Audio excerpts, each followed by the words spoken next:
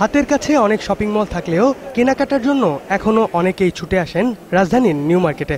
প্রয়োজনের সবকিছু একই জায়গায় পাওয়া যায় বলে এখানে ক্রেতাদের ভিড় থাকে সব সময়। আর ঈদের আমেজে এখন পুরোপুরি জমজমাট নিউ মার্কেট। আমাদের মতো স্বল্প মধ্যবিত্ত মানুষদের জন্য একদম ভালো একটা মার্কেট, যেখানে আপনি স্বল্প রিজনেবল প্রাইসে সবকিছু পাবেন, চয়েস করা যায়, নেওয়া যায়, এই জন্যই আসা। আম্মার জন্য শাড়ি কিনছি, আমার জন্য ড্রেস কিনছি, প্যান্ট কিনবো, শার্ট কিনবো। যদিও বৃষ্টিতে কিছুটা বিপাকে পড়েন ফুটপাতের ক্রেতা বিক্রেতারা। বৃষ্টির সময় কাস্টমার নাই, বেচা কেনা করতে হইতেছে, কোনো লোকজন নাই। কেনাকাটা হচ্ছে কিন্তু খুব গ্যাদারিং, বৃষ্টির জন্য আরো বেশি বিরক্তিকর হয়েছে। দোকান বন্ধ করে রাখতেছি, তো এই জন্য বেচা কিনা হয় না, কাস্টমার আসতে পারতেছে না। বাইরের জিনিসপত্রগুলো অনেক সময় আমাদের প্রয়োজন হয়, কিন্তু বৃষ্টির জন্য হয়তো বা দেখা যাচ্ছে না। তবে রোজায় বৃষ্টিকে আশীর্বাদ হিসেবেও দেখছেন অনেকে। যে রোদ কম, ভিজতে হলেও আপনার রোজা থেকে অত কষ্ট হয় না, এই জন্য বাচ্চা নিয়ে আমিও বেরিয়েছি আজকে।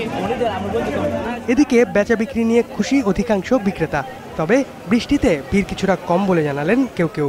বেচাকেনা ইনশাআল্লাহ ভালো, আল্লাহর রহমতে আগের চেয়ে অনেক ভালো। কাস্টমারও ভালো আছে, 12টার পর দেখবো ভালোই। দূরের কিছু কাস্টমার যারা থাকে তাদের জন্য একটু প্রবলেম। আর বৃষ্টি যদি না হইতো হয়তো বা একটু টুকটাক কাস্টমার হইতো। বছরের অন্য দিনে গৃহসজ্জার বাহারি পণ্যের এসব দোকানে ভিড় থাকলেও এখন প্রায় ক্রেতা শূন্য এসব দোকান। 12 মাসই ব্যবসা, ঈদের সময় এই বছরটা একটু ব্যবসা বেশি খারাপ। জামান মণ্ডল, 21 টেলিভিশন, ঢাকা।